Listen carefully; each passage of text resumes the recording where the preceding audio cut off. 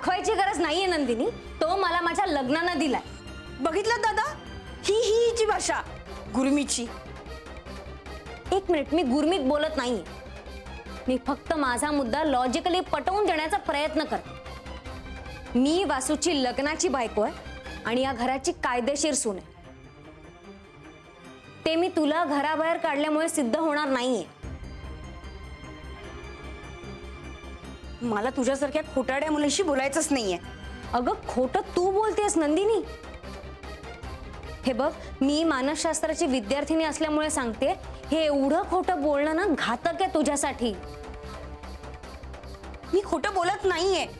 मी माझ्या बाबांची शपथ घेऊन सांगितलं की ही मला म्हणाली घराबाहेर जा. मग मीही माझ्या बाबांची शपथ घेऊ शकते. बघितलं दादा, ही कशी माझी बरोबरी करते. ती म्हणते नंदिनी शपथ घेऊ शकते, तर मीही माझ्या बाबांची खोटी शपथ घेऊ शकते. त्यात काय एवढं?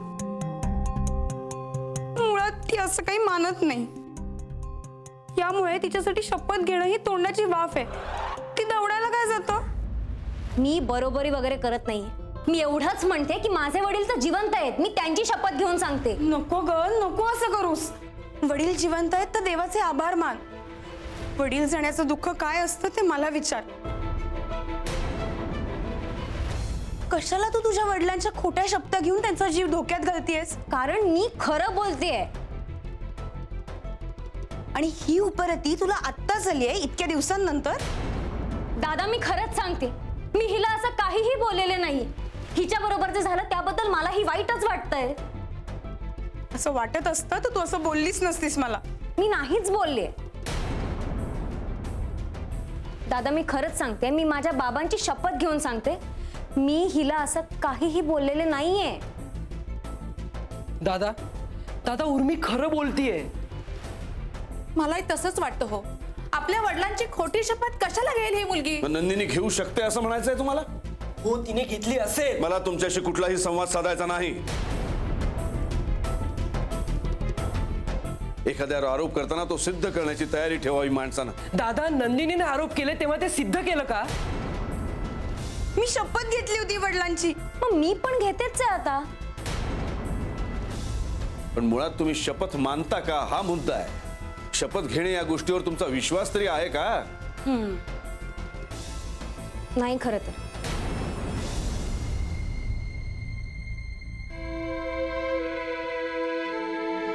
मी फारच वेगळ्या वातावरणात वाढले.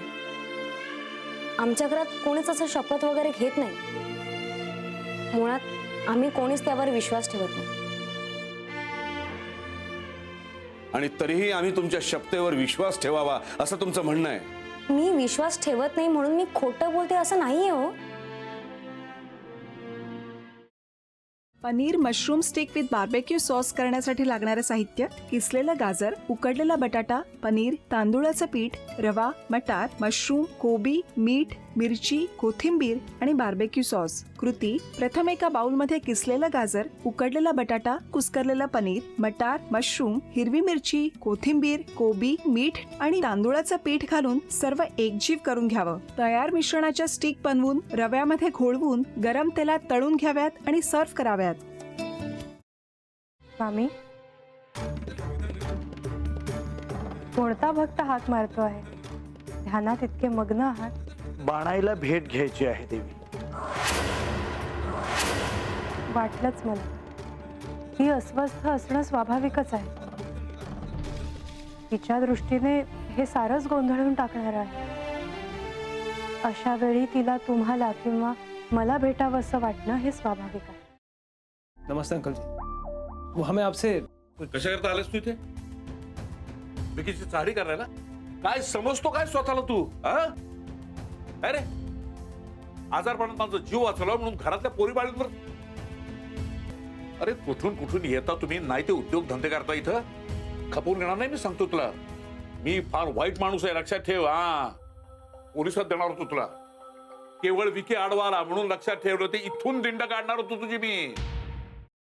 मामा, आता आपण काहीच करू शकत नाही.